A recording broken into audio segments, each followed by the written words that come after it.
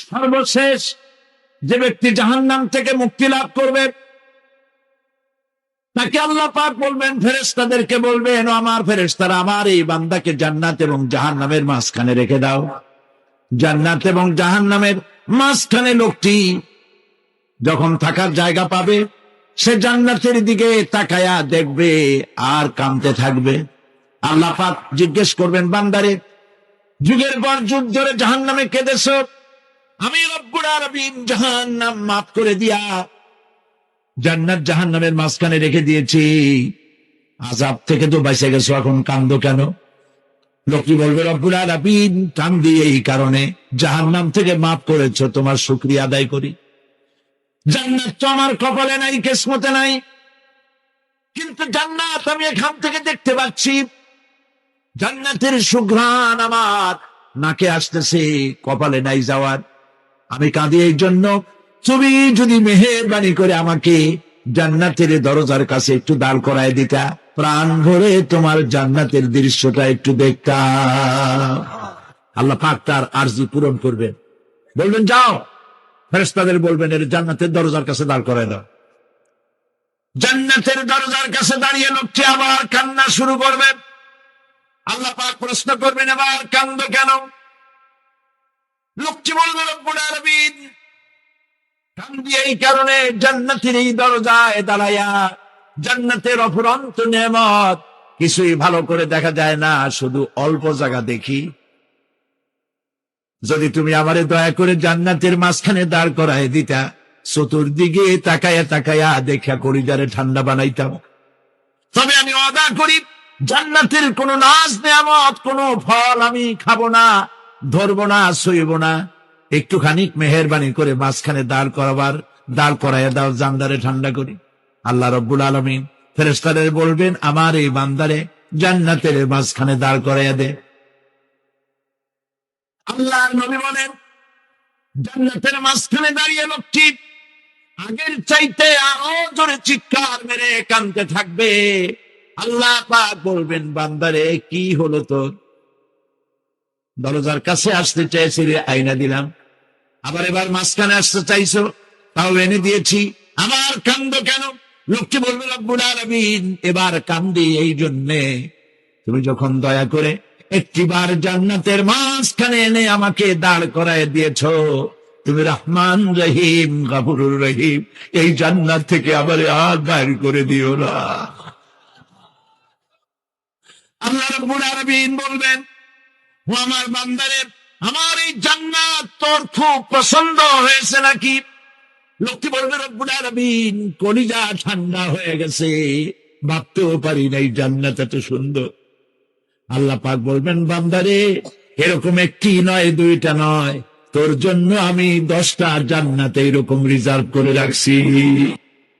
আল্লাহ পাককে ভয় করে পৃথিবীর সমস্ত পাপ থেকে যারা নিজেকে রক্ষা করবে, আল্লাহ তাদের জন্য এই জান্নাত রেখে দিয়েছেন। সুবহানাল্লাহ।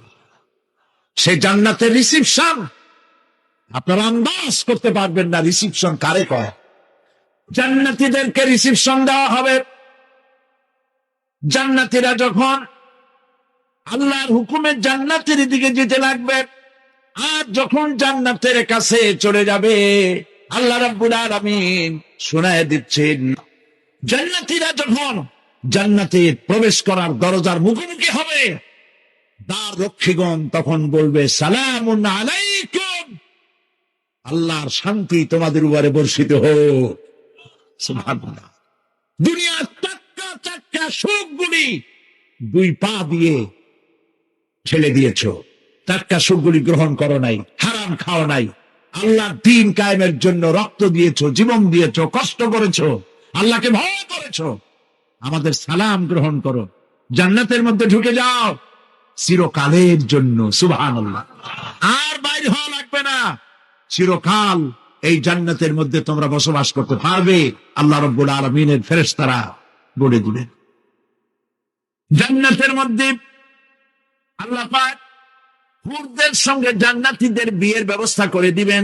কোরআনে কারিমে আল্লাহ পাক বলেন, সামনাসামনি ভাবে সাজানো সারি সারি আসন সমূহের উপর তারা ঠেস লাগায় বসে থাকবে, আর আল্লাহ রাব্বুল আলামিন হুরদের সাথে জান্নাতীদের বিয়ের ব্যবস্থা করে দিবেন। যেসব হুরের সঙ্গে বিয়ে হবে তাদের আল্লাহ পাক বিবরণ দিচ্ছেন কি রকম হবে তারা। এর পূর্বে জিন এবং ইনসান এদেরকে কেউ স্পর্শ করে নাই। কিরকম তারা? যেমন ঝিনুকের ভিতরে মণিমুক্ত থাকে, এইভাবে আল্লাহ পাক তাদেরকে পবিত্র করে রেখে দিয়েছেন। আমার প্রিয় ভাইরা, আল্লাহ রাব্বুল আলামিন কোরআনে কারীমের ভিতরে বলেছেন, জান্নাত দান করে আল্লাহ পাক এবার জান্নাতীদেরকে সম্বোধন করে বলবেন, হে আমার বান্দারা, লা খাউফুন আলাইকুমুল ইয়াওম, আজ আর কোনো ভয় নাই, কোনো চিন্তাও নাই, আরামে এই জান্নাতের মধ্যে বসবাস করো। এরপরে আল্লাহ পাক জিজ্ঞেস করবেন, ও আমার জান্নাতীরা, আমি যে সব ওয়াদা করছিলাম আমার ওয়াদা মোতাবেক সমস্ত নিয়ামত পেয়েছো? তারা বলবে হ্যাঁ পেয়েছি, সব নিয়ামত আপনার ওয়াদা মোতাবেক সব পেয়েছি। আল্লাহ রাব্বুল আলামিন বলবেন, সব পাও নাই, আমার কাছে আরো বেশি আছে, আমার কাছে আরো বেশি আছে। জান্নাতীরা বুঝবে না সে আরো বেশিটা কি, এর থেকে আর বেশি কি। প্রিয় ভাই সব, নবী করিম সাল্লাল্লাহু আলাইহি সাল্লাম বলেছেন, জান্নাতের সুখ আর শান্তি কোন চোখ নাই যা দেখেছে, যা কোন অন্তঃকরণ নাই যা কল্পনা করতে পেরেছে। এই জান্নাত মুত্তাকিদের জন্য আল্লাহ রাখছেন, সুবহানাল্লাহ। জান্নাতীরা ভাবতেও পারবে না সেই নিয়ামতগুলি কি। প্রিয় ভাই সব, সেই মুহূর্তে আল্লাহর নবী মুহাম্মদ রাসূলুল্লাহ সাল্লাল্লাহু আলাইহি ওয়াসাল্লাম বলবেন, রব্বুল আলামিন, আমার উম্মতেরা জান্নাতীরা বুঝতে পারে নাই আপনার কাছে কি নিয়ামত আরো বেশি আছে। আমার এই উম্মতেরা জান্নাতীরা আপনার ওয়াদা মোতাবেক সব পেয়েছে, কিন্তু একটি জিনিস এখনো তাদের কিসমতে হয় নাই। সে জিনিসটা হলো, যারা তার রবকে না দেখে শুধু কোরআন আর হাদিসের কথা শুনে আরামের ঘুম হারাম করে তাহাজ্জুদের নামাজ আদায় করেছিল, চোখের পানি ফেলেছিল, যারা জান্নাত দেখে নাই, জাহান্নাম দেখে নাই, আপনাকে ভয় করে যারা জীবন পরিচালনা করেছিল, যারা আপনাকে দেখে নাই, না দেখে শুধু কোরআন হাদিস বিশ্বাস করে যারা অকাতরে নিজেদের জীবন বিলায় দিয়েছিল, এই জান্নাতীরা এখন পর্যন্ত তার রবকে দেখতে পারে নাই। আল্লাহ রাব্বুল আলামিন তার সামনে থেকে ৭০,০০০ পর্দা সরে যাবে। আল্লাহ পাক বান্দাদের আরজি পুরা করার জন্য জান্নাতীদের সামনে তিনি জালোয়া ফরোজ হবে। কোরআন শরীফের ভিতরে আল্লাহ পাক বলেন, জান্নাতীরা তারা আল্লাহর দিকে, জান্নাতীরা তার রবের দিকে তাকিয়ে থাকবে, আর রব তার বান্দাদের দিকে তাকায়া থাকবে। প্রাণ ভরে জান্নাতীরা রবকে দেখবে, সুবহানাল্লাহ, আল্লাহ পাককে দেখবে। প্রাণ খুলে আজ দোয়া করি, রব্বুল আলামিন, জান্নাতের যেই পরিবেশে, যেই জায়গায় তুমি দয়া করে তোমার গোলামদেরকে তুমি নিজেই দর্শন দিবে, দেখা দিবে। মনিব, ও আমাদের রব, আজ এই বিশাল জনসমুদ্র নিয়ে তোমার দরবারে আবেগ ভরা কণ্ঠে বলি, যে অনুষ্ঠানটি তুমি এমন মুবারক অনুষ্ঠান করবে যেখানে তুমি জান্নাতীদেরকে দেখা দিবে, ওই জান্নাতের কোনো একটি, ওই অনুষ্ঠানের কোনো একটি কোনায় কানায় আমাদেরকেও দাঁড় করাইয়া দেখান। আল্লাহ রাব্বুল আলামিন মানুষের সামনে এত সব নিয়ামত রেখেছেন, এই জান্নাত দান করবেন। এরপরে আল্লাহ রাব্বুল আলামিন কোরআনে কারীমের মধ্যে বলেছেন, এসব পুরস্কার রয়েছে তোমাদের সেই রবের পক্ষ থেকে যিনি আকাশ আর জমিনের মালিক। সুবহানাল্লাহ বলবেন না? যার সামনে কথা বলার ক্ষমতা কারো হবে না। এটি একটি মারাত্মক কথা। কিয়ামতের দিন আল্লাহর দরবারে কেউ কথা বলতে পারবে না আল্লাহর নির্দেশ ছাড়া।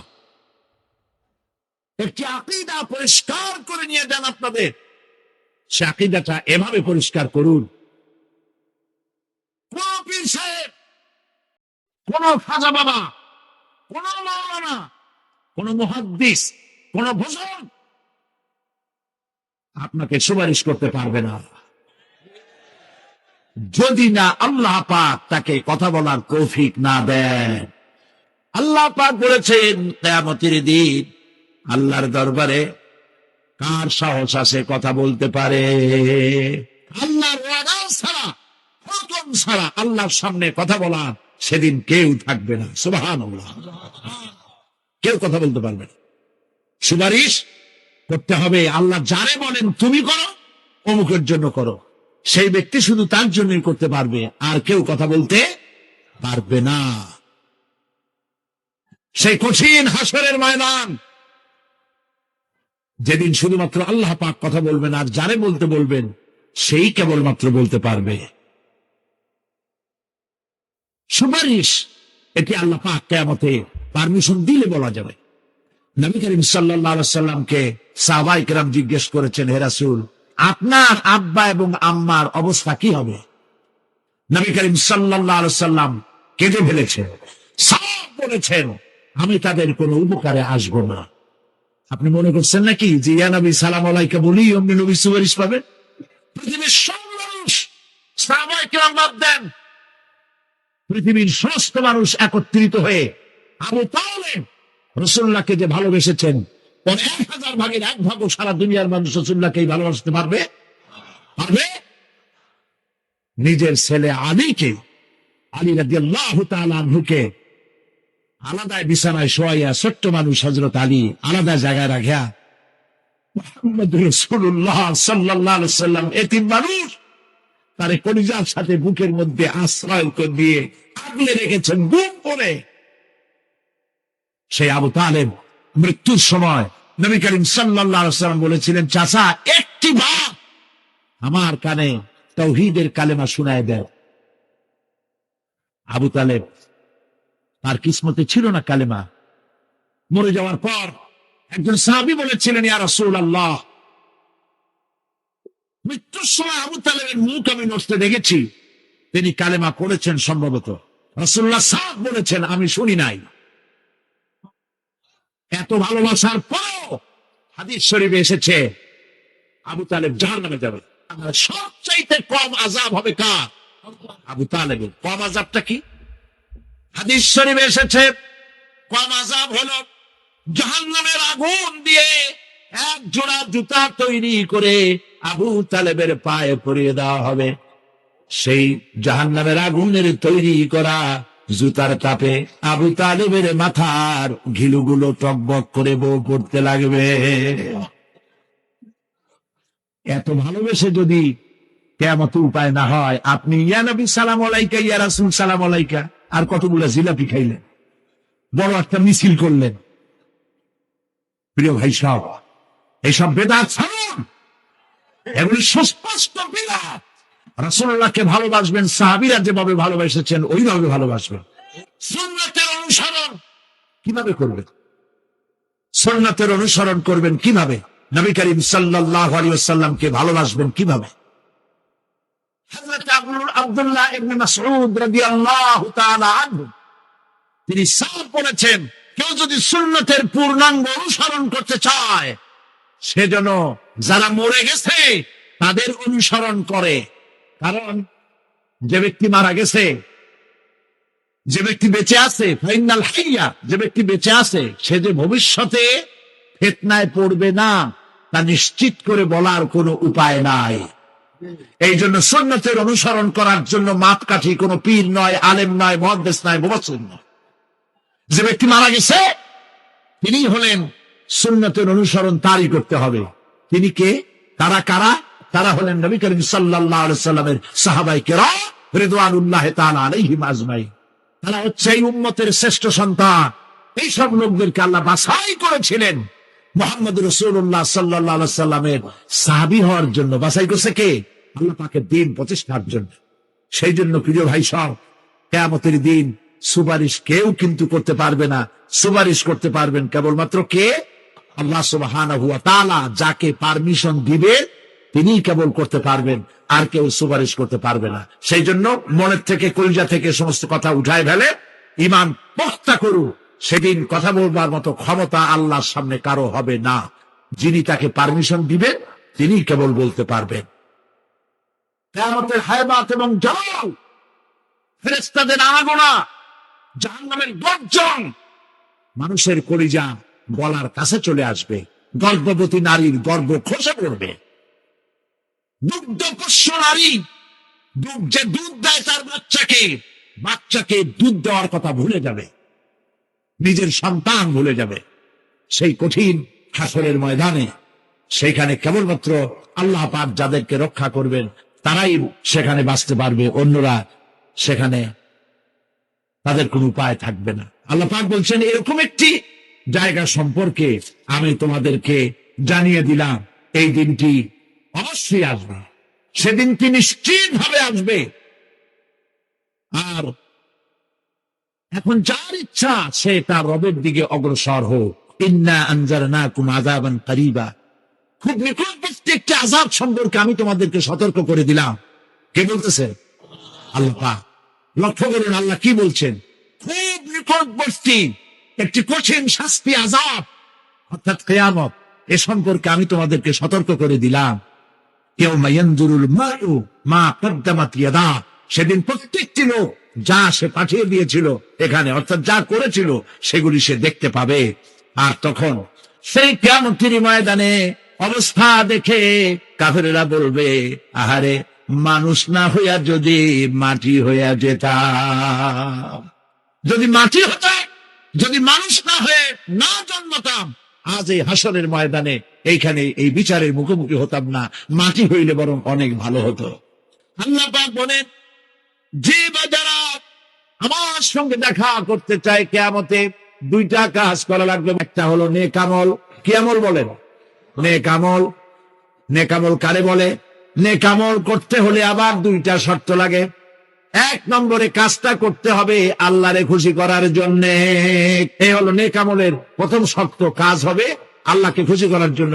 দুই নম্বরে কাজটি হতে হবে সুন্নতে নববী সাল্লাল্লাহু আলাইহি ওয়াসাল্লামের উপরে। কাজটা হতে হবে আল্লাহকে খুশি করার জন্য। দুই নম্বরে কাজটা হতে হবে সুন্নতে নববী সাল্লাল্লাহু আলাইহি ওয়াসাল্লামের উপরে। দুই নম্বরের কাজ, ওয়ালা ইউশরিক বিইবাদাতি রাব্বিহি আহাদা, আল্লাহ রাব্বুল আলামিনের ইবাদতের সাথে কাউকে শরীক স্থাপন করা যাবে না। হে আল্লাহ, একমাত্র তোমার গোলামি করি আর তোমার কাছে সাহায্য চাই, তুমি ছাড়া কারো কাছে সাহায্য চাই না। কলিজা সাফ করুন। কোন মরাপীঠ, কোন জিন্দা পীঠ আপনার মনের আশা পুরা করতে পারবে না, পারবে না, পারবে না। আজ থেকে কোন মাজারে টাকা দিবেন না, পয়সা দিবেন না, আগরবাতি দিবেন না, মোমবাতি দিবেন না, গোলাপ পানি দিবেন না।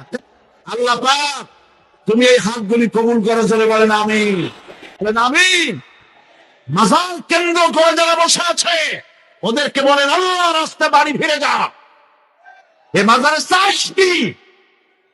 মাজার গুলির চতুর্দিকে বসে আছে, গাঁজা খায়, বাড়িতে জট, গায়ে ফেলার শট, শয়তান। বাড়ি যা, বলবেন বাড়ি যা, বাচ্চা রিক্সা চালা, তোরে মাজারে বসতে কইছে কে?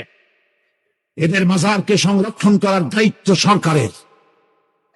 ওখানে তোমার বসে টাকা লাগবে না, খালি পয়সা খেলো আর এই টাকা দিয়া ট্রাক আর বাসের ব্যবসা করো। মাজারওয়ালাদের সাথে মুসলমানদের কোনো কম্প্রোমাইজ নাই। সাফ কথা, আমরা শিরক এবং বিদআত মুক্ত জীবন চাই। আর মুমিনদেরকে সাহায্য করা আমি আল্লাহর জন্য ওয়াজিব। সুবহানাল্লাহ বলা, আল্লাহর জন্য মুমিনদেরকে সাহায্য করা কি? ওয়াজিব। সুতরাং ভয় পাবেন না, ঐক্যবদ্ধ হন, ঐক্যবদ্ধ হন, তাকওয়া সৃষ্টি করুন, আল্লাহর মেহেরবানি আসবে। নামাজ পড়ুন, আল্লাহরে সেজদা দিবেন। প্রিয় ভাই সাহেব, এই সুন্দর মুহূর্তে আমরা কি ওয়াদা করতে পারি জীবনে আর নামাজ ছাড়বো না? আমরা কি ওয়াদা করতে পারি জীবনে আর মিথ্যা কথা বলবো না? মুসলমানদের কপাল পুড়লো কেন? কারণ দুনিয়া আমরা সব থেকে বেশি মিথ্যা কথা বলি। একবার হযরত ওমর রাদিয়াল্লাহু তাআলা আনহু নবী করিম সাল্লাল্লাহু আলাইহি ওয়াসাল্লামের ঘরে প্রবেশ করে দেখছেন তিনি কাঁদছেন। হযরত ওমর জিজ্ঞেস করলেন, ইয়া রাসূলুল্লাহ, আপনি কাঁদছেন কেন? তিনি বললেন, এইমাত্র জিবরিল এসেছিল। জিবরিল এসে আমারে বলে গেল যে আপনার উম্মতের মধ্যে যেই সব লোক ইসলামের মধ্যে থেকে দাড়ি চুল পাকিয়েছে, কিয়ামতের দিন আল্লাহ তাআলা ওই সব বুড়া বুড়িদেরকে শাস্তি দিতে লজ্জাবোধ করবেন। হযরত ওমর বলেন, ইয়া রাসূলুল্লাহ, এ তো আপনার উম্মতের জন্য শুভ সংবাদ, আপনি কাঁদেন কেন? আল্লাহর নবী বলেন, হে ওমর, আমার কান্নার কারণ ভিন্ন। আমার কান্নার কারণ হচ্ছে আমার লজ্জা করে, আমার লজ্জার অনুভূতিতে আঘাত লাগে এই ব্যাপারে যখন আমি চিন্তা করি যে আল্লাহ রাব্বুল আলামিন যেই বুড়াদেরকে কিয়ামতের দিন শাস্তি দিতে লজ্জা বোধ করবেন, সেই বৃদ্ধ মানুষগুলো আল্লাহর সাথে নাফরমানি করতে লজ্জা বোধ করে না। এই জন্য এই দুঃখে এই লজ্জা আমি কান্না। বয়সের একটা সীমা থাকা উচিত যে আপনি কোন পর্যন্ত পাপ করবেন। বুড়া হয়ে গেছে, তারপরে মদ খায়, তারপরে জেনা, ব্যভিচার, শয়তানি, বদমাশি, দাঁড়িয়ে এগুলি কি? দাড়ি চুল পাকা এগুলি কি? এগুলি আগে পাকতো না কারো। পৃথিবীতে সর্বপ্রথম দাড়ি আর চুল পেকেছে হযরত ইব্রাহিম আলাইহিস সালামের। এর আগে কারো দাড়ি চুল পাকে নাই। ইব্রাহিম আলাইহিস সালাম প্রশ্ন করলেন আল্লাহর কাছে যে আল্লাহ তাআলা, এটা কি হলো আমার? আল্লাহ তাআলা বললেন, এটা হচ্ছে ওয়াকার, এটা মর্যাদা, তোমার সম্মানকে বাড়িয়ে দেওয়া হলো। তো দাড়ি চুল পাকলে সম্মান বাড়ে। এই দাড়ি চুল পাকলো, এগুলি সিগন্যাল, সংকেত। দাড়ি পাকছে, সংকেত দেওয়া হলো তুমি কিন্তু বয়সের প্রান্তে এসেছো। চোখে কম দেখো, আর একটা সিগন্যাল, মৌতের আর একটা সিগন্যাল। খাইয়া হজম করতে পারো না, আর একটা সিগন্যাল। তুমি ঘুমাইতে পারো না, রাতের বেলা ঘুম আসে না, আর একটা সিগন্যাল। দাঁড়াতে পারো না, কোমর ব্যথা করে, আর একটা সিগন্যাল। একটার পর একটা সিগন্যাল আসতেছে। 1 নম্বর, 2 নম্বর, ডেঞ্জার সিগন্যাল নাম্বার 10। তারপরে হুশ হয় না মানুষের। নাউযুবিল্লাহি মিন যালিক। আল্লাহ তাআলা আমাদের হুশে আসার তৌফিক দান করুন। আমরা প্রিয় ভাই সব, খুব লম্বা করা যাবে না। 2 নম্বরে বলছিলাম আল্লাহর গুণাবলীর উপরে বিশ্বাস। 3 নম্বরে আল্লাহর কুদরত, আল্লাহর ক্ষমতায় বিশ্বাস। আল্লাহরে বিশ্বাস করি, এই কথার দাম নাই। দাম হবে 4টা শর্ত পূরণ করলে। কয়টা শর্ত? 3 নম্বরে আল্লাহর ক্ষমতা। 3 নম্বরে কি? আল্লাহর ক্ষমতা কি? আল্লাহর ক্ষমতা হচ্ছে রাতকে দিন বানান, দিনকে রাত বানান, জীবিতকে মৃত্যু করেন, মৃত্যুর ভিতর থেকে জীবন দান করেন, সাগরকে নগর বানান, নগরকে সাগর বানান। তিনি মরুভূমিতে ঝর্ণা, মরুভূমির ভিতরে পানির প্রস্রবণ চালু করে দিতে পারেন, মরা গাছে ফুল ফুটাই দিতে পারেন। শুধু 2টা অক্ষর কোন বলেন হও, আর সঙ্গে সঙ্গে হয়ে যায়। আল্লাহ তাআলা বলেছেন ফাআলুন লিমা ইউরিদ, যা খুশি তিনি তাই করতে পারেন। সুবহানাল্লাহ বলেন। কোন জায়গায় কি দোয়া পড়া লাগবে তাও একটু জানিয়ে শুনিয়া তারপরে সেগুলি বলা দাও। প্রিয় ভাই সব, মহিলারা ইমামতি করতে পারে না, জায়েজ নাই, বিধান না। কোরআন হচ্ছে কমপ্লিট। নতুন করে কোনো কথা বান্দার জন্য বলার কোনো দরকার নাই, সব আল্লাহ বলে দিয়েছেন। সুবহানাল্লাহ। আল্লাহ তাআলা এই কোরআনের মধ্যে বলেছেন, আল ইয়াউমা আকমালতু লাকুম দীনাকুম ওয়া আতমামতু আলাইকুম নি'মাতি ওয়া রাদিতু লাকুমুল ইসলাম দীনা। আমি আজ এই ইসলামকে একটি পূর্ণাঙ্গ জীবন ব্যবস্থা হিসেবে কমপ্লিট করে দিলাম এবং এটার উপর আমি সন্তুষ্ট হলাম। কে বলেছেন? আল্লাহ তাআলা বলেছেন এটা কমপ্লিট, নতুন করে কিছু করার দরকার নেই। আমাকে একজন জিজ্ঞেস করলো যে মেয়ে লোকের পিছনে নামাজ যে পড়া, মেয়ে লোক যে ইমামতি করতে পারবে না, এটা কোরআন শরীফের কোন আয়াতে আছে এবং হাদিসের কোন হাদিসে আছে যে মেয়ে লোক ইমামতি করতে পারবে না? তা আমি বললাম যে আগে আমার এই কথার জবাব দেন, আপনারটা জবাব পরে দিই। আমার কথার জবাব আগে দেন। মাগরিবের নামাজ কয় রাকাত পড়ি? ফরজ 3 রাকাত। 4 রাকাত পড়া যাবে না, এটা কোরআন শরীফের কোন আয়াতে আছে, কোন হাদিসে আছে? ফজরের নামাজ ফরজ কয় রাকাত? 3 রাকাত পড়া যাবে না, অথবা 4 রাকাতও পড়া যাবে না, এটা কোন হাদিসে আছে, কোন আয়াতে আছে? কয় যে কোনো জায়গায় নেই। তাই বললাম ওটাও কোনো জায়গায় নেই। রাসূলুল্লাহ ইবাদতের যে নমুনা দেখিয়েছেন, যেভাবে করেছেন, তিনি 2 রাকাত ফজরের নামাজ 2 রাকাত পড়েছেন, আল্লাহ বলে দিয়েছেন ওইটাই ফরজ, ওর 1 রাকাত বেশি পড়া যাবে না। 3 রাকাত মাগরিব, 1 রাকাত বাড়ানো যাবে না। জোহর সব দিন জোহর পড়ি 4 রাকাত ফরজ, আর জোহরের ওই নামাজটি জুমার দিনে কয় রাকাত পড়ি? 2 রাকাত ফরজ পড়ি। এই কনসেশন কে করলো? না, আল্লাহ করেন নাই। এই কনসেশন করেছেন মুহাম্মদ রাসূলুল্লাহ সাল্লাল্লাহু আলাইহি ওয়াসাল্লাম। ইবাদত রাসূলুল্লাহ যদি 2 রাকাত পড়েন, 2 রাকাত পড়াই ফরজ। যদি এবাদতের যেসব নমুনা তিনি দেখাইছেন তার থেকে এবাদতের নতুন কোন নমুনা দেখাবার কোনো সুযোগ নাই। মহিলাদের আল্লাহ পাক এই পৃথিবীতে একজন মেয়ে লোককে নবী বানান নাই, বানিয়েছেন? যদি মহিলাদের ইমামতি জায়েজ থাকবে তাহলে নবী করিম সাল্লাল্লাহু আলাইহি সাল্লামের জামানায় না হোক, অন্তত তার ইন্তেকালের পরে তার স্ত্রী আমাদের মা হযরত আয়েশা সিদ্দিকা রাদিয়াল্লাহু তাআলা আনহা এবং খাতুনে জান্নাত হযরত ফাতেমা রাদিয়াল্লাহু তাআলা আনহা মসজিদে নববীতে অন্তত একদিনের জন্য হলেও জুমার নামাজের ইমামতি করার চান্স পেতেন। সুতরাং ইসলামে নাই, ইতিহাসে নাই। এগুলি হচ্ছে ইসলামের বিরুদ্ধে পরিচালিত যত ষড়যন্ত্র বর্তমান যুগে শুরু হয়েছে, এটাও তার আরেকটি ষড়যন্ত্র ইসলামের বিরুদ্ধে। প্রিয় ভাই সব, এই জন্য আমাদের মনে রাখতে হবে নতুন কোন কথা আমরা মানি না। কোরআন এবং হাদিসের মধ্যে আল্লাহ তাআলা সব কমপ্লিট করে দিয়েছে। সুবহানাল্লাহ ওয়া বিহামদি। নবী করিম সাল্লাল্লাহু আলাইহি সাল্লাম বলেছেন, যে ব্যক্তি কোরআন পড়লো, বুঝলো, আর কোরআনের হালালকে হালাল জেনে চললো, হারাম থেকে বিরত থাকলো, আর কোরআনের আইনকে প্রতিষ্ঠিত করার আন্দোলনে শরীক হলো, সুবহানাল্লাহ গণ, এরকম লোককে আল্লাহ তাআলা কিয়ামতের দিন জান্নাত দান করবেন। সুবহানাল্লাহ। ওয়ামান আমিলা বিহি উজরা ওয়ামান হাকামা বিহি আদালা। এ কোরআন শরীফ দিয়ে যে বিচার করবে, আল্লাহ তাআলা বলছেন সেই করবে কেবলমাত্র জাস্টিস, জাস্টিস, ইনসাফ কায়েম করতে পারবে, যে কোরআন দিয়ে বিচার ফয়সালা করবে। আমাদের দেশে এই যে কোর্ট কাছারি আদালত আছে, এই কোর্ট কাছারি আদালতগুলি কোরআন দিয়ে যদি বিচার করতেন সেটা ইনসাফ হতো। যেহেতু ইনসাফ, আল্লাহর চাইতে ইনসাফগার আর কেউ নাই, আছে কি বলেন? না। এখানে ধরুন একজন মানুষ যদি একজনের একটা ঠ্যাং ভাঙে ফেলাই দিল, তাহলে বিচার কি হবে? ব্রিটিশ ল যেটা আছে, বাংলাদেশ পেনাল কোড যেটা আছে, এই পেনাল কোডে বলা হবে যে সলিমউদ্দিন ঠ্যাং ভাঙছে বসিরউদ্দিন, যে ভাঙছে তার জন্য শাস্তি এই হবে 6 মাসের জেল, 2000 টাকা জরিমানা করে দিন। এখন আপনি বলেন বিচার মাপে কি দিয়া? ইনসাফের প্রতীক কি? ইনসাফের প্রতীক দাড়িপাল্লা। এই দাড়িপাল্লায় এখন আপনি ওজন দেন ইনসাফ। ঠ্যাং ভাঙছে কার?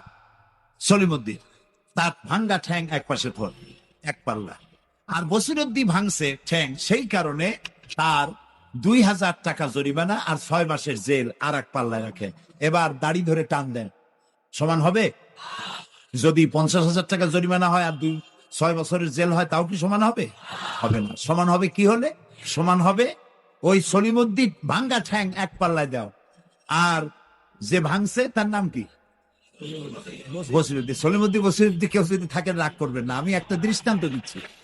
এখন ওই বসিরউদ্দিন ভাঙ্গা, তারও একটা ঠ্যাং ভাঙ্গিয়া যদি এই পাল্লায় রাখেন, এখন যদি টান দেন তাহলে সমান হবে কিনা বলে? এটা হচ্ছে কোরআন। এই কোরআন বলছে পায়ের বদলে পা, হাতের বদলে হাত, নাকের বদলে নাক, চোখের বদলে চোখ, জানের বদলে জান। সুবহানাল্লাহ। এটা ইনসাফ। এই ইনসাফ হচ্ছে কোরআনের দেওয়া ইনসাফ। সুতরাং আল্লাহ তাআলা নবী বলছেন, ওমান হাকামা বিহি আদালা, যে ব্যক্তি এই কোরআন দিয়ে বিচার ফয়সালা করবে, যে ব্যক্তি, যে পরিবার, যে সমাজ, তারা ইনসাফ কায়েম করতে পারবে। যেহেতু আল্লাহর চাইতে ইনসাফগার পৃথিবীতে আর কেউ নাই, আকাশেও নাই, জমিনেও নাই। রাসূলুল্লাহ বলছেন, ওয়ামান দা ইলাইহি হুদিয়া ইলা সিরাতিল মুস্তাকিম, যে ব্যক্তি কোরআনের দিকে মানুষকে দাওয়াত দেয়, সেই একটি সহজ সরল রাস্তার দিকে দাওয়াত দেয়, যে রাস্তার শুরু পৃথিবী থেকে আর রাস্তার শেষ জান্নাতুল ফেরদাউসে গিয়া। সুবহানাল্লাহ। হে বিশ্বাসীরা, তোমরা যারা ঈমান এনেছো, শোনো,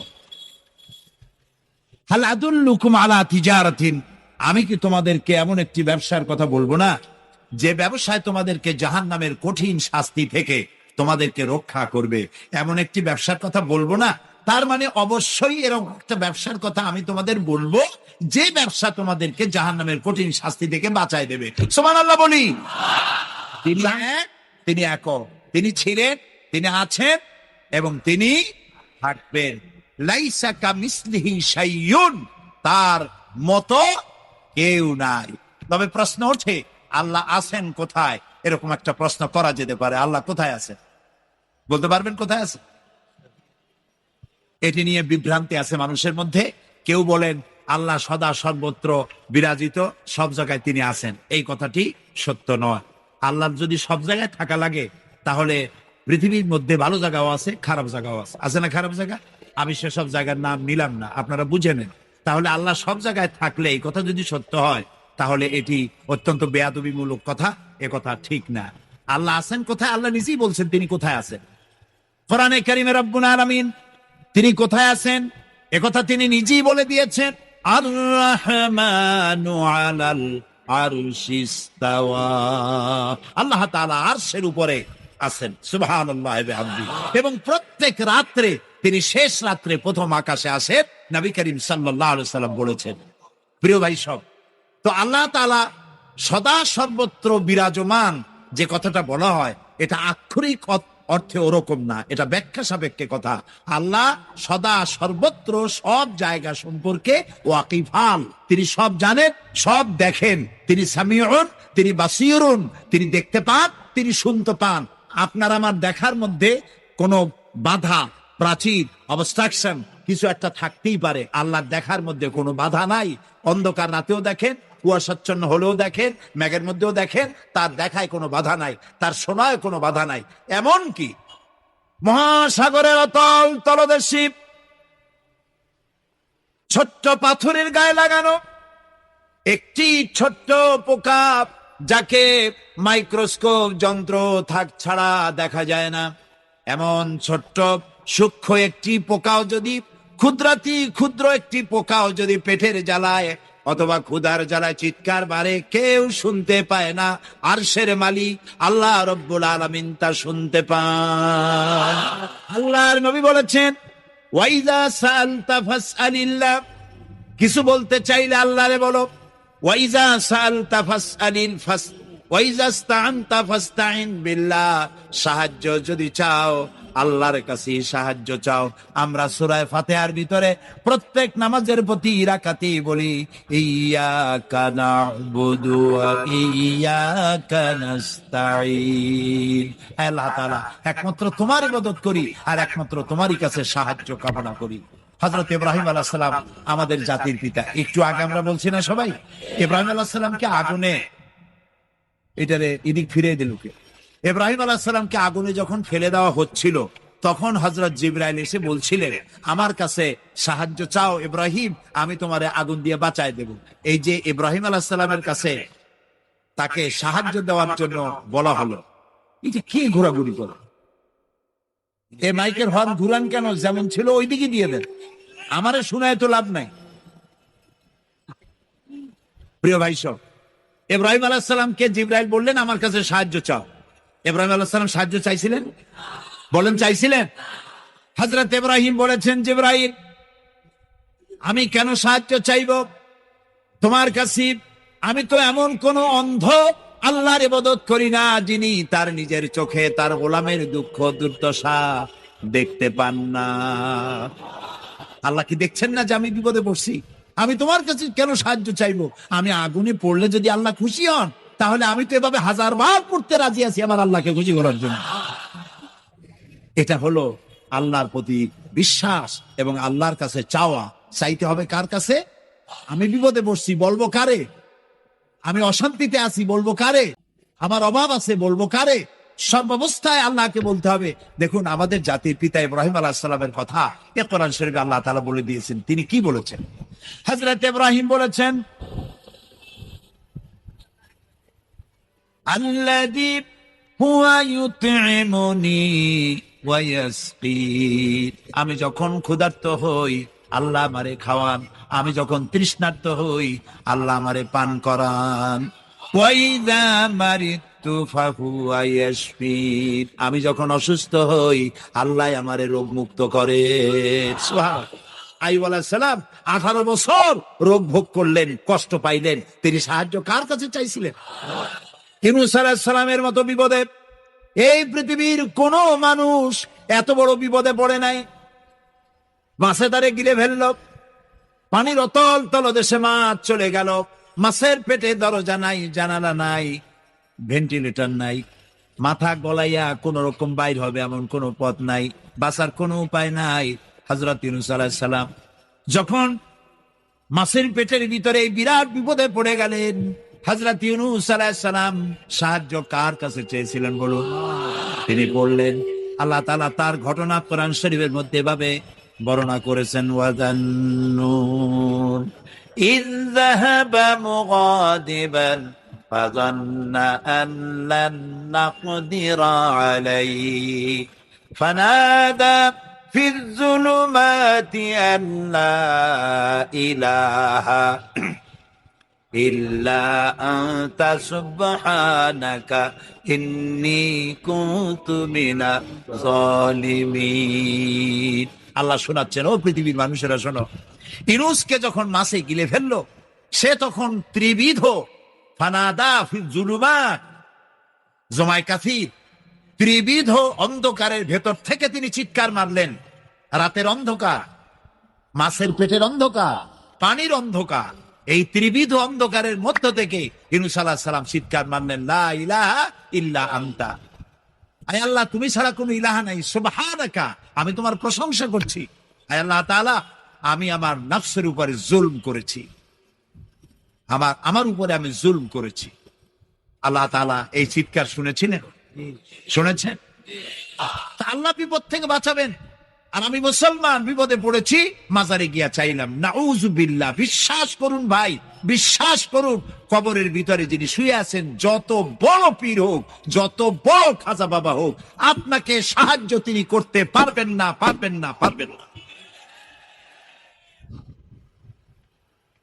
একটু কমন সেন্সের কাছে অ্যাপিল করি, সাধারণ বিবেকের কাছে আপনাদের, যারা এই যে দেখুন হযরত শাহজালাল রহমতুল্লাহ আলাইহি সিলেটে শুয়ে আছেন, বলুন তো তার মাতৃভাষা কি? আরবি। তিনি ইয়েমেন থেকে এসেছেন। বাগেরহাটে শুয়ে আছেন হযরতে খান জাহান আলী রহমতুল্লাহ আলাইহি, তার মাতৃভাষা ছিল আরবি। হযরতে খাজা মঈনুদ্দিন চিশতি রহমতুল্লাহ আলাইহি শুয়ে আছেন আজমিরে, তার মাতৃভাষা আরবি। আমরা বাংলাদেশ থেকে, এই দেশ থেকে কোনো লোক গেল সিলেটে, গেল বাগেরহাটে অথবা বাগদাদে চলে গেল, এইসব বড় বড় আল্লাহর ওলিদের মাজারে গিয়ে বাংলা ভাষায় বলল, বাবা আমি তো বিপদে পড়ে আসছি, নির্বাচনে দাঁড়াইছি, আমি যেন জিততে পারি। অথবা দেখেন না, মাজার দিয়ে শুরু করে সবাই। অথবা যায় বললো যে আমার বিয়ে করেছি 15 বছর, বাচ্চা হয় না, আমার একটা বাচ্চা। অথবা মামলায় পড়েছি, আমার একটু জিতায় দাও, ব্যবসা করি, এত টাকা লস দিতে দিতে শেষ হয়ে গেছি। বাবা আপনি বললেন কোন ভাষায়? শাহজালাল খুব বুঝলেন, বড় পীর সাহেব খুব বুঝছেন। তাহলে আপনার 1 নম্বর ফায়ার মিস ফায়ার। আচ্ছা, 2 নম্বর কথা হলো, যার কাছে আপনি চাইলেন তিনি ওখানে ঘুমন্ত আছেন না চেতনা আছেন, এ ব্যাপারে আপনার কোনো গ্যারান্টি আছে, নিশ্চয়তা আছে? আপনি যখন দোয়া করতেছিলেন তখন উনি চেতনা না ঘুমে? যদি ঘুমায় থাকেন তাহলে 2 নম্বর মিস ফায়ার। আপনি যা চিল্লাইলেন উনি কিছুই শুনলো না। 3 নম্বরে, কবরে যে শাহজালাল রহমতুল্লাহ আলাইহি অথবা মঈনুদ্দিন চিশতি রহমতুল্লাহ আলাইহি, আল্লাহর ওলিরা, যত বড় বড় ওলি আল্লাহ আছেন, যার কাছে আপনি বিশ্বাস করেন ওলি হিসেবে, উনি যে কবরে আছেন তার নিশ্চয়তা কোথায়? কবরে তো নাও থাকতে পারেন, কারণ আল্লাহ তাআলার 2টা জায়গা আছে করা। বিদেহী আত্মা, এই দেহ থেকে আত্মা যখন সরে যায়, আল্লাহ যখন নিয়ে যান, দেহটার তো কোনো দাম নাই, এটা হচ্ছে নশ্বর, আত্মা হচ্ছে অবিনশ্বর। এ দেহটা মাটির সাথে পচে যাবে, গলে যাবে, কোরআন শরীফে বহুবার বলা হয়েছে। তো আল্লাহ তাআলার 2টা মেহমানখানা আছে, একটা হলো সিজ্জিন, আর একটা নাম বলেন ইল্লিন। 2টা মেহমানখানা। যেমন এই পৃথিবীতেও মেহমানখানা 2 রকম হয়। সরকারের 2 রকম মেহমানখানা। চোর, ডাকাত, খুনি, বদমাস, এগুলি যদি গ্রেফতার হয় তাহলে ওরা খাবে কি? ওদের তো শ্বশুর বাড়ি দিয়ে অথবা বাপের বাড়ি দিয়ে ভাত খাবার দেওয়া হবে না, গভর্নমেন্টের মেহমান হয়ে গেছে। কাজী এদের জন্য মেহমানখানা গভর্নমেন্টের একটা আছে, সরকারি মেহমানখানা। ওইটা কোনটা কোন তো? ও, তাও আপনারা চেনেন। আরেকটা মেহমানখানা হচ্ছে ভিআইপিদের জন্য, যারা ভেরি ইম্পর্টেন্ট পার্সন অথবা ভেরি ভেরি ইম্পর্টেন্ট পার্সন, যারা তাদের জন্য, অর্থাৎ প্রেসিডেন্ট, প্রধানমন্ত্রী, মন্ত্রী, এমপি, সচিব, ওনারা যখন বাংলাদেশের কোন জায়গায় বেড়াতে যান তখন সরকারি মেহমানখানা ওনাদের জন্য থাকে। ওইটার নাম কি? সার্কিট হাউস, ডাক বাংলা ইত্যাদি, রেস্ট হাউস, এগুলি তার জন্য থাকে। শাবাবে খায়রা, ফাইন্নাহুম আরাক্কু আফইদা লাকাদ বাসানি আল্লাহু বিল হানিফিয়্যাতি সামহা ফাখালাফানি আশ-শুয়ুখ ওয়া হালাফানি আশ-শাবাব। সাদাকান নবী সাল্লাল্লাহু আলাইহি ওয়াসাল্লাম। নবী করিম সাল্লাল্লাহু আলাইহি ওয়াসাল্লাম বলেছেন, আমি তোমাদেরকে উপদেশ দিচ্ছি, তোমরা যুবকদের ব্যাপারে কল্যাণকামী হবে। সুবহানাল্লাহ বলে। কারণ যুবকদের দিল নরম, আর আল্লাহ তাআলা আমাকে এই পৃথিবীতে উদারতা সহকারে দিন প্রতিষ্ঠার কাজে আমাকে পাঠিয়েছেন। এই আল্লাহর হুকুম এবং আহকামকে মানা, এই চারটি কাজ, এই চারটি শর্ত যদি পরিপূর্ণ করতে পারি, তাহলে আমরা পুরোপুরি মুসলমান। মিথ্যা কথা বলা যাবে না, ওজনে কম দেওয়া যাবে না, খাদ্যে ভেজাল দেওয়া যাবে না, মদ জুয়ার কাছে যাওয়া যাবে না, জেনাবে বিচারের কাছে যাওয়া যাবে না। সকল ব্যাপারে আমাদেরকে ঐক্যবদ্ধ থাকতে হবে ইসলামের উপরে। আমরা বলি আলহামদুলিল্লাহ। নবীজি মাথার কাছে মালাকুল মউত যখন এসে গেছেন, আমার ভাইরা, এই পৃথিবীতে যত নবীরা এসেছিলেন, মৃত্যুর সময় সমস্ত নবীরা শেষ কথা যেটা বলেছেন, হাদিস, সমস্ত নবীরা উম্মতের জন্য মৃত্যুর মুহূর্তে শেষ কথা যেটা বলেছেন সেটা হলো আসসালাত, আসসালাত, নামাজ, নামাজ। আমার নবী যখন বিদায় হয়ে যান, বিদায় মুহূর্তে মেয়ের কথা বললেন না, কলিজার টুকরা নাতির কথা বললেন না, জামাইয়ের কথা বললেন না, স্ত্রীর কথা বললেন না, মৃত্যুর সময় শেষ কথা বললেন আসসালাত, আসসালাত ওয়া মা মালাকাত আইমানুকুম, নামাজ, নামাজ, আমার উম্মতেরা নামাজ, আমার উম্মতেরা নামাজ ছেড়ে দিও না, নামাজ। সেই নবী উম্মতের জন্য এত কাঁদলেন, নামাজের জন্য এত কথা বলে গেলেন, আল্লাহ রাব্বুল আলামিন নামাজের জন্য এত নির্দেশ করলেন, নবীজি ইন্তেকালের সময় নামাজের কথা বলে দিলেন। সেই মুসলমান আজ নামাজ আদায় করে না, নামাজ পড়ে তো নামাজ শুদ্ধ হয় না। হযরতে হুযায়ফা রাদিয়াল্লাহু তাআলা আনহু, তিনি একবার ইয়েমেন সফর করেছিলেন, এক মসজিদে নামাজ পড়লেন, একজনকে তিনি নামাজ পড়তে দেখলেন, নামাজ পড়তে দেখে তিনি অপেক্ষা করলেন, লোকটার নামাজ হয়ে যাওয়ার পর তিনি প্রশ্ন করলেন, আল্লাহর বান্দা, তুমি কতদিন এরকমের নামাজ পড়তেছ? তিনি বললেন, প্রায় 40 বছর তো হবে আমি এরকম নামাজ পড়তেছি। হযরতে হুযায়ফা বলেন, তুমি কি আমারে চেনো? কয়, না, চিনি না। হযরত হুযায়ফা বললেন, আল্লাহর বান্দা শোনো, আমি হচ্ছি আল্লাহর নবী মুহাম্মদ রাসূলুল্লাহ সাল্লাল্লাহু আলাইহি ওয়াসাল্লামের সাহাবী হুযায়ফা। আল্লাহর বান্দা, তুমি যেভাবে নামাজ পড়েছ এইরকম যদি 40 বছর নামাজ পড়ে থাকো, আল্লাহর কসম করে বলি, নবীজি যে নামাজ শিখাইছেন তোমার সে নামাজ হয় নাই, রাসূলুল্লাহ নামাজ হয় নাই। নামাজ পড়লেই হবে না, রাসূলুল্লাহ বলেছেন, সাল্লু কামা রাআইতুমুনি উসাল্লি, নামাজ পড়ো সেইভাবে যেভাবে আমারে করতে দেখো। বিশ্বাস করুন ভাইরা, নামাজ যদি না হয়, হরতাল করিয়া, মিছিল করিয়া, বিক্ষোভ করিয়া, সেকুলার আন্দোলন করে ইসলামকে বিজয়ী করা যাবে না যতক্ষণ পর্যন্ত নামাজ সহি না হবে। নামাজ, নামাজ, এই নামাজ হচ্ছে মুসলমানদের সবচেয়ে বড় জিনিস। নামাজ হয় না, নামাজ যত পড়া হয় অধিকাংশ নামাজ হয় না। নামাজের ভিতরে তাদিল আর কাম, তাদিল করা ওয়াজিব। যতক্ষণ দাঁড়িয়ে থাকবেন, রুকুতে থাকবেন, যতক্ষণ দাঁড়ায় থাকবেন ততক্ষণ অন্তত এক তাসবিহ পরিমাণ তো বটেই। যদি তা না হয়, রুকুর থেকে দাঁড়ালেন, সেজদায় চলে গেলেন, ওয়াজিব তরক হলো, সেজদা দিলেন না, নামাজ ফাসেদ হয়ে গেল, নষ্ট হয়ে গেল নামাজ। এটা পাগলামি না, নামাজ সহিভাবে আদায় করতে হবে। নামাজ থেকে দাঁড়াবেন, রুকুর থেকে দাঁড়ায় গেলেন, বলবেন রব্বানা লাকাল হামদ, রব্বানা লাকাল হামদ হামদান কাসীরান তাইয়িবান মুবারাকান ফীহি। একজন সাহাবী এই দোয়াটা পড়ছিলেন।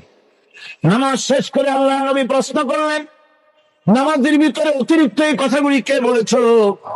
সাহাবী ভয় পেয়ে গেলেন। ভয় ভয় তিনি বললেন, হুজুর আমি বলেছি। হুজুর বললেন, তুমি জানো না আমি নবী, তুমি নবী না, আমি যা দেখি তুমি দেখতে পাও না। তুমি যখন এই দোয়াটা পড়তেছিলেন, আমি লক্ষ্য করেছিলাম আল্লাহর রহমতের ফেরেশতারা প্রতিযোগিতা করতেছিল তোমার আমল নামায় কে কত বেশি নেকি লিখবে। রুকুতে দাঁড়ায়া এটা পড়বেন, সেজদায় চলে যাবেন, দুই সেজদার মাঝখানে ততক্ষণ বসে থাকবেন যতক্ষণ একটা সেজদার ভিতরে ছিলেন। বলবেন আল্লাহুম্মা গফিরলি ওয়ারহামনি ওয়াহদিনি ওয়াআফিনি ওয়ারযুকনি। নামাজের মধ্যে দোয়া করতেছেন, আল্লাহ আমারে ক্ষমা করে দাও। এসব দোয়া সব হুজুরের। আমাকে ক্ষমা করো, আমাকে হেদায়েত দাও, আমাকে সুস্থ করো, আমাকে রহম করো, আমাকে রিজেক দাও। কও সুবহানাল্লাহ।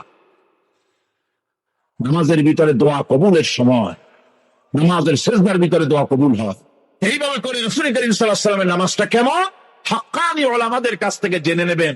যেহেতু হুজুর বলেছেন সাল্লু কামা রাআইতুমুনি উসাল্লি, নামাজ পড়ো সেইভাবে যেভাবে আমাকে পড়তে দেখো। মদিনায় হিজরত করার পর রাসূলুল্লাহ সাল্লাল্লাহু আলাইহি ওয়াসাল্লাম কাফেরদের সাথে অনেকগুলো যুদ্ধে লিপ্ত হয়েছিলেন। তার মধ্যে উহুদের যুদ্ধে তিনি তার আপন চাচা হযরত হামজা রাদিয়াল্লাহু তাআলা আনহুকে হারান। ওয়াহশীর হাতে নির্মমভাবে শহীদ হন তিনি। ওয়াহশী পরবর্তীতে অনুতপ্ত হন। আসুন শুনি সে কাহিনী। হুজুর সাল্লাল্লাহু আলাইহি ওয়াসাল্লাম ফতে মক্কার দিনে সকলকে ক্ষমা করে দিয়েছিলেন, কিন্তু 5 জন নারী আর 6 জন পুরুষ সম্পর্কে বলেছিলেন এদেরকে যেখানে পাও সেখানে হত্যা করো। এর মধ্যে ওয়াহশী একজন। ওয়াহশী বুঝতে পেরেছি মুহাম্মদ সাল্লাল্লাহু আলাইহি ওয়াসাল্লাম আল্লাহর রহমত, করুণার নবী, দয়ার নবী, তার কাছে যদি আমি যেতে পারি তাহলে তিনি আমার সম্পর্কে, যদি তার সামনে যেতে পারি তাহলে তার কঠোর মনোভাব আমার প্রতি নরম হয়ে যাবে। এই মনে করে সাহাবায়ে কেরামদের চোখ এড়ায়া তিনি হুজুরের সামনে গিয়ে হাজির হয়ে গেলেন। হুজুর তাকে দেখি বললেন, তোমার নাম না ওয়াহশী? তিনি বললেন, হ্যাঁ আমার নাম ওয়াহশী। হুজুর বললেন, তুমি আমার চাচাকে শহীদ করেছো? ওয়াহশী বললেন, জাহালাতের কারণে তা করেছি। হুজুর বললেন, কেমনে শহীদ করেছো আমার চাচাকে, আমার একটু শোনাও। ওয়াহশী বলতে লাগলেন, আমি বললাম দিয়ে হযরত হামজার শরীরকে এপড় ওপড় করে দিয়েছি, তারপরে তার বুককে খঞ্জর দিয়ে ফেরে বুকের ভিতর থেকে কলিজাটা বের করে নিয়ে আমি হাতে দিয়ে দিয়েছি হেন্দাই কলেজা চিবিয়ে চিবিয়ে খেস। রাসূল পাক সাল্লাল্লাহু আলাইহি ওয়াসাল্লাম হাদিস শরীফে এসেছে, ওয়াহশীর বর্ণনা যখন তিনি শুনতেছিলেন রাসূলের চোখ থেকে তখন পানি পড়ে দাড়ি মোবারক ভিজে ভিজে পড়তেছিল। ঘটনা শোনার পর রাসূলুল্লাহ বললেন, ওয়াহশী তুমি কি চাও? ওয়াহশী বললেন, আমি ইসলাম কবুল করতে চাই। হুজুর তাকে মুসলমান বানালেন। বললেন, তুমি মুসলমান হলে কিন্তু সব সময় তুমি আমার সামনে আসবে না, তার কারণ তোমাকে দেখলে পরে আমার মনের ভিতরে আমার চাচার কথা মনে উঠে যাবে। আমি আমার আব্বাকে পাই নাই, আব্বার স্নেহ যত্ন আমার কিসমতে তেমন হয় নাই। আমার চাচা হামজা আমাকে পিতার মতো করে আমাকে স্নেহ করেছে, তোমাকে দেখলে পরে তার কথা মনে পড়বে, সুতরাং তুমি সবসময় আমার সামনে আসবে না। ওয়াহশী সেদিন শপথ নিয়েছিলেন, রব্বুল আলামিন আমি জাহালাতের কারণে যেই বল্লম দিয়ে ইসলামের একজন শ্রেষ্ঠ সন্তানকে আমি শহীদ করে ফেলেছিলাম, আমি বুঝতে পারি নাই, ওই বল্লমটা আমি হেফাজতে রেখে দিয়েছি। তুমি আমার এই দোয়া মঞ্জুর করো, আমি যেন এই বল্লম দিয়ে এই পৃথিবীর নিকৃষ্ট ইসলামের কোন দুশ্মনকে যেন আমি শেষ করে দিতে পারি। কিয়ামতের দিন 50,000 বছর মানুষেরা হাসরের ময়দানে দাঁড়িয়ে থাকবে। 50,000 বছর বিচারের দিনটা লম্বা হবে 50,000 সানা মিম্মা তাউদ্দুন। তবে মূল কথা হলো এই, সব চিন্তাগুলি এক সময় সঠিক হতে পারে না। সব মত, সব মতবাদ, সব ইজম একসাথে সত্য হতে পারে না। সত্য মাত্র হয় একটি।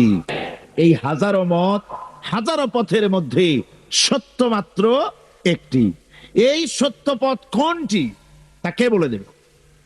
কে বলবে? আল্লাহ রাব্বুল আলামিন বলেছেন, ওয়ালাল্লাহি কাসদুস সাবিল, আর সোজা রাস্তাটা বলে দেওয়ার দায়িত্ব আমি আল্লাহ। ওয়া মিনহা জাইরুন, যেখানে রয়েছে অসংখ্য বাঁকা পথ, আল্লাহ পাক বলছেন যেখানে অসংখ্য বাঁকা পথ, সেই অসংখ্য বাঁকা পথের মাঝে সোজা রাস্তাটা বলে দেওয়ার দায়িত্ব আমি আল্লাহ পাকের। সুবহানাল্লাহি ওয়া বিহামদিহি।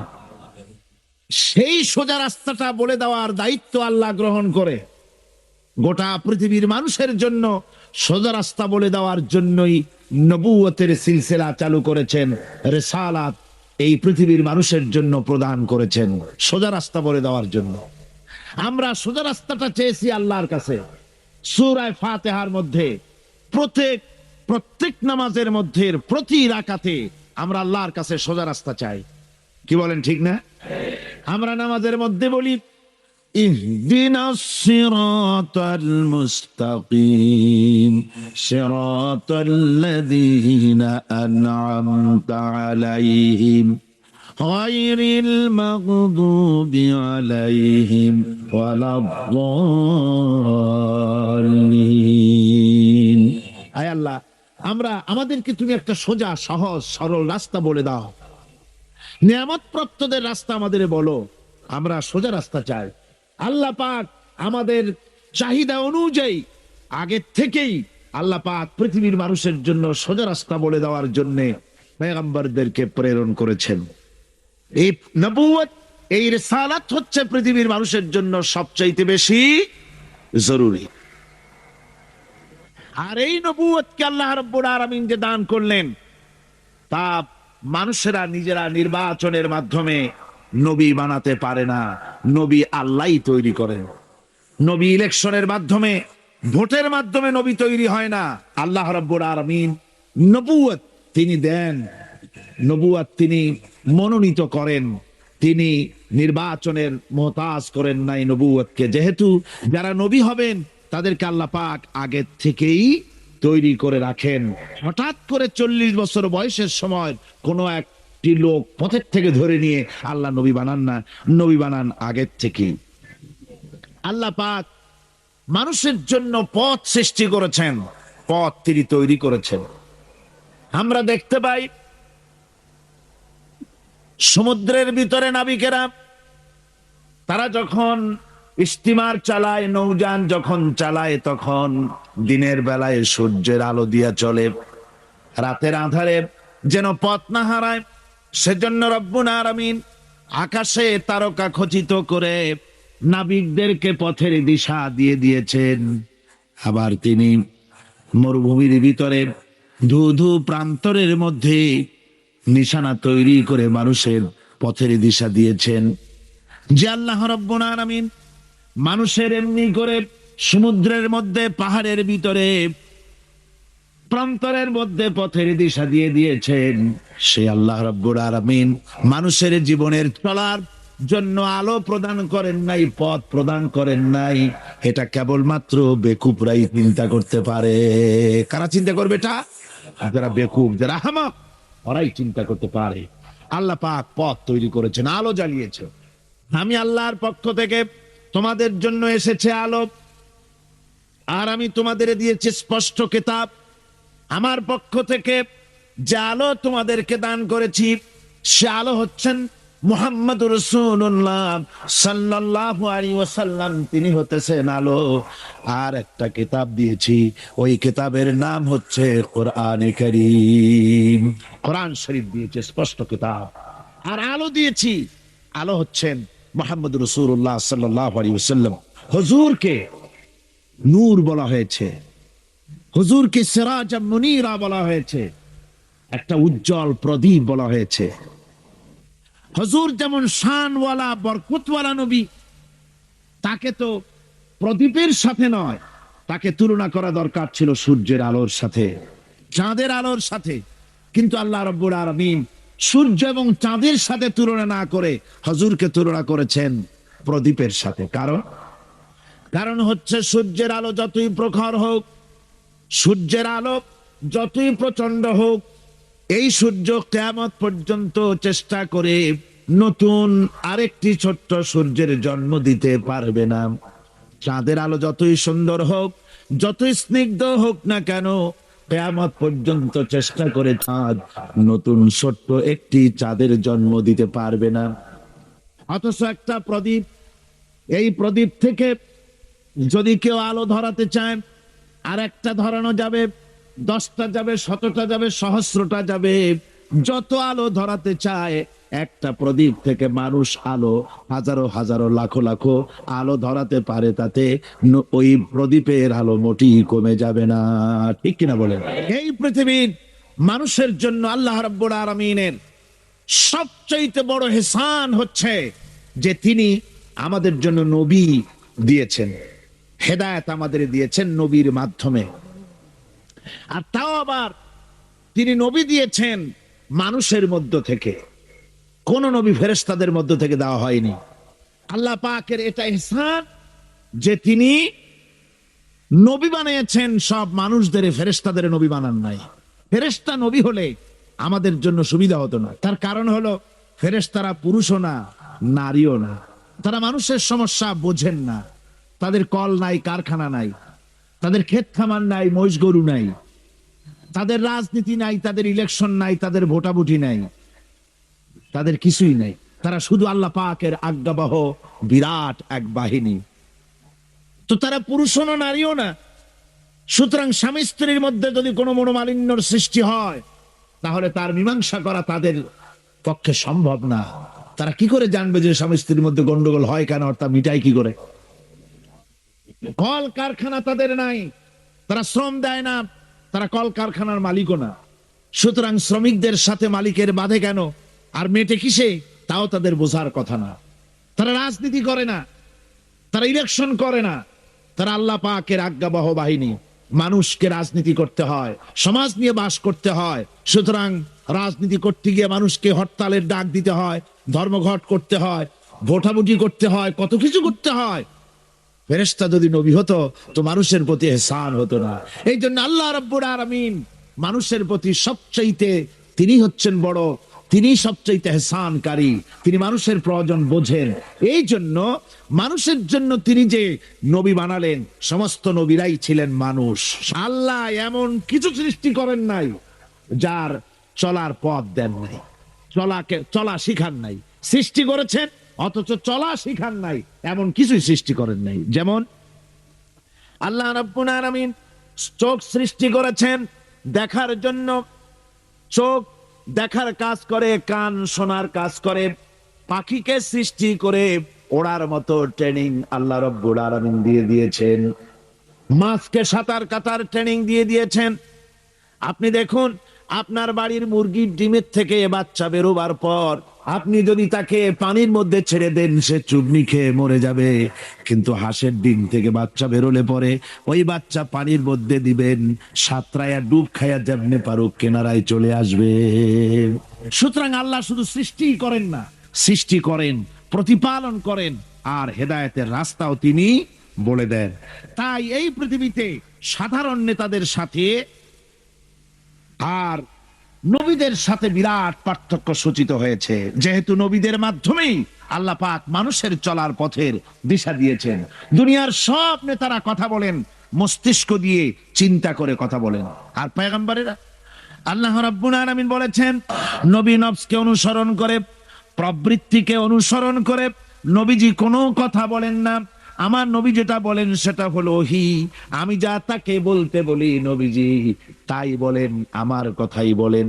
আল্লাহ পাক গ্যারান্টি দিতেছেন, এই যে কোরআন, এই কোরআনে কারিমের ভিতরে আমার নবী যদি নিজের থেকে বানিয়ে কোনো কথা বলতেন, নবী যদি নিজের থেকে কোনো কথা যদি রচনা করে কোরআনের মধ্যে ঢুকিয়ে দিতেন, তাহলে আমি আল্লাহ রাব্বুল আলামিন নবীজির হাতকে চেপে ধরতাম, আমি তার ডান হাতকে চেপে ধরতাম, আর তার কণ্ঠনালীকে আমি আল্লাহ রাব্বুল আলামিন কেটে ফেলে দিতাম। সুবহানাল্লাহ পড়েন।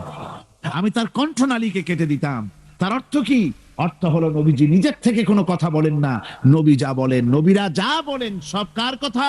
আল্লাহর পক্ষ থেকেই তাদের কাছে ইলম এসেছে। প্রত্যেক উম্মতের জন্য আমি রাসূল প্রেরণ করেছি, যাতে করে কোনো জাতি বলতে না পারে যে আমরা সতর্ককারী, আমাদের কাছে আসে নাই, তাওহীদের কথা বলতে কেউ আসে নাই। আল্লাহ রাব্বুল আলামিন তাই প্রত্যেক জাতির জন্য বলেন আমি নবী পাঠিয়েছি। তারা দাওয়াত দিয়েছেন, এক আল্লাহর গোলামি করো, এক আল্লাহর দাসত্ব করো, তিনি ছাড়া তোমাদের কোনো ইলাহ নাই, তিনি ছাড়া তোমাদের কোনো মাবুদ নাই, উপাস্য নাই, তারই গোলামি জীবনের সকল ক্ষেত্রে করো। এভাবে করে আল্লাহ পাক যুগে যুগে নবী প্রেরণ করেছেন। এই নবী পাঠাবার উদ্দেশ্য কি, সেটা কোরআনে কারিমে আল্লাহ পাক বলছেন, এই কিতাব আমি তোমার প্রতি অবতীর্ণ করেছি কেন? লিতুখরিজান নাসা মিনাজ যুলুমাতি ইলান নূর। পয়গম্বরদের আগমনের উদ্দেশ্যই ছিল যে তারা পৃথিবীর মানব মণ্ডলীকে পঞ্জীভূত অন্ধকারের ভেতর থেকে টেনে বের করে আলোর দিকে নিয়ে আসবে। একমাত্র ইসলাম হচ্ছে আলো। সেই আলোর দিকে, হেদায়েতের দিকে, কোরআনের দিকেই আল্লাহ রাব্বুল আলামিন নবীদেরকে পাঠিয়েছেন, যাতে করে তারা মানব মণ্ডলীকে আলোর দিকে নিয়ে আসেন।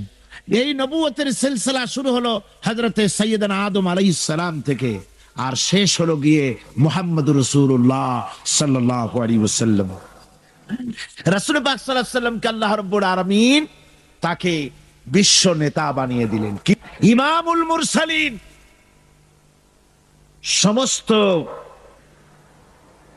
রাসূলদের নেতা তিনি। রাসূল পাক সাল্লাল্লাহু আলাইহি ওয়াসাল্লাম বিশ্ব নেতা, আর বিশ্ব নেতা হওয়ার মতো সব কোয়ালিটি আল্লাহ পাক একমাত্র রাসূলকে দান করেছেন, আর কারো মধ্যে বিশ্ব নেতা হওয়ার কোয়ালিটি নাই। বিশ্ব নেতা হওয়ার জন্য প্রথম যে কোয়ালিটি হওয়া দরকার সেটা হলো তিনি যে কথা বলবেন তা কোনো বিশেষ জাতির জন্য, বিশেষ কোনো বর্ণ, কোন শ্রেণীর কল্যাণের জন্য কথা বলবেন না, তিনি কথা বলবেন বিশ্ব মানবতার জন্যে। দুনিয়ায় যত নেতা এসছেন সমস্ত নেতারাই যার যার জাতির কথা বলেছেন, ভাষার কথা বলেছেন, নিজের দেশের কথা বলেছেন, বিশ্ব মানবতার কথা কেবলমাত্র বলেছেন মুহাম্মদ রাসূলুল্লাহ সাল্লাল্লাহু আলাইহি ওয়াসাল্লাম। আল্লাহর নবী বলেছেন সাদা এবং কালো, আরব এবং অনারব, মানুষের মাঝে কোনো ভেদাভেদ নাই। আরবের উপরে অনারবের কোনো প্রাধান্য নাই, অনারবের উপরে আরবের কোনো প্রাধান্য নাই। সৈয়দ বংশের বলে, শিক্ষার গৌরব, বংশের গৌরব বলে কোনো জিনিস থাকবে না। মুসলমানদের একমাত্র দুনিয়ার ভিতরে আল্লাহর কাছে সম্মানিত সেই ব্যক্তি, আল্লাহর কাছে তোমাদের মধ্যে সবচাইতে বেশি মর্যাদা তার যে ব্যক্তি তোমাদের মধ্যে আল্লাহ পাককে সবচাইতে বেশি ভয় করে। সেই ব্যক্তি হচ্ছে তোমাদের মধ্যে সবচাইতে মর্যাদা সম্পন্ন। সাদা এবং কালোর ব্যবধান দূর করলেন মুহাম্মদ রাসূলুল্লাহ, জোরে বলেন সাল্লাল্লাহু আলাইহি ওয়াসাল্লাম। মানুষে মানুষে ভেদাভেদ দূর করে দিয়ে সমস্ত মানুষকে একটা প্ল্যাটফর্মে তিনি দাঁড় করিয়েছেন। বিশ্ব নেতা হবেন তিনি যার আদর্শ সারা দুনিয়ার মানুষের জন্য প্রযোজ্য। 3 নম্বরের যে কোয়ালিটি প্রয়োজন তা হচ্ছে তার দেওয়া আদর্শ কোনো গণ্ডির ভিতরে সীমাবদ্ধ থাকবে না, বরং তা পৃথিবীর সব জায়গায় ছড়িয়ে পড়বে। এ ব্যাপারে রাসূলের আদর্শই সারা পৃথিবীতে ছড়িয়ে পড়েছে, আর কোথাও না, আর কারো না। চতুর্থ, বিশ্বনেতা হওয়ার জন্য আরেকটি কোয়ালিটি এমন, যেটা হচ্ছে যে তিনি আদর্শ দিয়েই ক্ষান্ত হবেন না, নিজের জীবনে তা বাস্তবায়িত করে পৃথিবীর সামনে পেশ করবেন। কোন নেতা আছে যে জীবনে কার্যকরী করে দেখায়া মানুষের সামনে বলতে পেরেছে? মুহাম্মদ রাসূলুল্লাহ সাল্লাল্লাহু আলাইহি ওয়াসাল্লাম হচ্ছেন সেই মহান নেতা যিনি বলেছেন, ও আমার সাহাবীরা, ও আমার স্ত্রীরা, তোমরা দিনের আলোতে আমার মধ্যে যা কিছু দেখতে পাও আর রাতের বেলায়ও যা কিছু আমার মধ্যে দেখতে পাও, সব কথাগুলি তোমরা মানুষের কাছে খুলে বলে দাও। সুবহানাল্লাহ। কোন ব্যক্তি আছে এমন যিনি বলতে পারবেন সাহস করে যে আমার জীবনের সব কথা মানুষের কাছে বলে দাও? কে বলতে পারবে? হযরতে আয়েশা সিদ্দিকা রাদিয়াল্লাহু তাআলা আনহার খেদমতে কিছু সাহাবায়ে কেরাম এসে বলেছিলেন, হুজুর, বলেছিলেন মা বলুন তো হুজুর সাল্লাল্লাহু আলাইহি ওয়াসাল্লামের চরিত্রটা কেমন? আপনি তো সব সময় কাছে বেশি থাকার সুযোগ পান, চরিত্র আপনারই ভালো জানার কথা, বলুন হুজুরের চরিত্র কেমন? হযরত আয়েশা বলেছিলেন, তোমরা কি কোরআন পড়তে জানো? তারা বললেন, হ্যাঁ আমরা কোরআন পড়তে জানি। হযরত আয়েশা বলেন, কোরআনে কারীম যদি পড়তে জেনে থাকো তাহলে রাসূল পাক সাল্লাল্লাহু আলাইহি ওয়াসাল্লামের চরিত্র জানার জন্য আমার কাছে কেন এলে? যেটা কোরআন শরীফে পড়েছো তার বাস্তব নমুনা যদি দেখতে চাও তাহলে আল্লাহর নবী মুহাম্মদুর রাসূলুল্লাহর দিকে তাকাও। তিনি হচ্ছেন কোরআনে কারীমের মুজাসসাম নমুনা। এই যে কোরআন, এটা কয় পারা? 30 পারা। এই 30 পারা কোরআনের বাস্তব চিত্র যদি কেউ দেখতে চায়, তাহলে রাসূল পাক সাল্লাল্লাহু আলাইহি ওয়াসাল্লামের 23 বছরের নবুয়তের জীবন দেখুক। সুবহানাল্লাহ। এইখানে তো সব লেখা আছে, এখানে সব লেখা আছে। এটা হলো থিওরি। প্র্যাকটিক্যাল যদি কেউ দেখতে চায় কোরআন, তাহলে হুজুরকে দেখতে হবে। এই জন্য আল্লাহর নবীর চরিত্রের সার্টিফিকেট দুনিয়ার কোন নেতার চরিত্রের সার্টিফিকেট তাদের বইয়ের ভিতরে নাই, ধর্মগ্রন্থের ভিতরে নাই। একমাত্র কোরআনের ভিতরে কোরআনের বাহক যিনি ছিলেন, কোরআনের ধারক যিনি ছিলেন, তার চরিত্রের সার্টিফিকেট আল্লাহ কোরআনের মধ্যে ঢুকাই দিয়েছেন। রব্বুল আলামিন বলেন, নবী হে, আপনি হচ্ছেন পূত পবিত্র চরিত্রের উপরে প্রতিষ্ঠিত। সুবহানাল্লাহ। আপনি চরিত্রের উপরে প্রতিষ্ঠিত। রাসূল পাক চরিত্রের মূল ব্যক্তিত্ব ছিলেন। লেখাপড়া জানতেন না হুজুর। হুজুর কি লেখাপড়া জানতেন? লেখাপড়া জানতেন না, না পড়তে জানতেন, না লিখতে জানতেন, না নিজের নাম সই করতে পারতেন। অথচ গোটা বিশ্বের সর্বকালের সর্বযুগের সর্বশ্রেষ্ঠ নেতা মুহাম্মদ রাসূলুল্লাহ সাল্লাল্লাহু আলাইহি ওয়াসাল্লাম কেমন করে নেতা হলেন? সমস্ত মানুষের জন্য তিনি নেতা হলেন, কোন কলেজে ভার্সিটিতে পড়াশোনা না করে। কিভাবে? হুজুর নিজে বলেছেন, আমি পৃথিবীতে প্রেরিত হয়েছি শিক্ষক হিসেবে। নবীদেরকে আল্লাহ রাব্বুল আলামিন কোথাও লেখাপড়া করান না। তার কারণ, নবীরা যদি লেখাপড়া করতে যান, তাহলে যার কাছে শিখবেন তিনি তো তার উস্তাদ হবেন, তিনি হবেন তার মুরব্বী। আর যিনি শিক্ষা দিবেন তার জ্ঞান তো সীমাবদ্ধ জ্ঞানের মানুষের কাছে তিনি শিখবেনটা কি? এই জন্য নবীদের শিক্ষক পৃথিবীর কোনো মানুষ নয়, নবীদের শিক্ষক স্বয়ং আল্লাহ সুবহানাহু ওয়া তাআলা। রাসূল পাক সাল্লাল্লাহু আলাইহি ওয়াসাল্লামের চরিত্র এত বড় চরিত্রবান ব্যক্তিত্ব, আল্লাহর আকাশের নিচে জমিনের উপরে আর কেউ হতে পারে না। আমরা তার চরিত্রের সার্টিফিকেট সর্বপ্রথম আমরা নিলাম। আমরা রাসূলের চরিত্র দেখতে পেলাম। রাসূলের স্ত্রী হযরতে খাদিজাতুল কুবরা রাদিয়াল্লাহু তাআলা আনহা, তিনি রাসূলের চরিত্রের সার্টিফিকেট দিতেছেন। রাসূলুল্লাহর সার্টিফিকেট স্ত্রী দিচ্ছে। সুবহানাল্লাহ। দেখুন, হুজুর যখন নবুয়ত পেলেন এবং হযরত খাদিজার কাছে পেশ করলেন, লম্বা ঘটনায় যাব না। রাসূলুল্লাহ যখন নবুয়তের কথা পেশ করলেন হযরত খাদিজার কাছে, উম্মুল মুমিনিন হযরতে খাদিজাতুল কুবরা রাদিয়াল্লাহু তাআলা আনহা এক সেকেন্ডও দেরি করেন নাই, এক মুহূর্ত দেরি করেন নাই। আমরা জানি একটা স্ত্রী তার স্বামীর জন্য জান দিতে পারে, মাল দিতে পারে, ভালোবাসা জীবনে যা আছে সব উজাড় করে দিতে পারে, কিন্তু স্ত্রী কখনো স্বামীর উপরে ঈমান আনতে পারে না। আল্লাহর নবী যখন নবুয়তের কথা হযরতে খাদিজার কাছে পেশ করলেন, হযরতে খাদিজা এক মুহূর্ত দেরি করেন নাই, এক সেকেন্ডও চিন্তা করেন নাই, সঙ্গে সঙ্গে মা খাদিজা পড়েছেন লা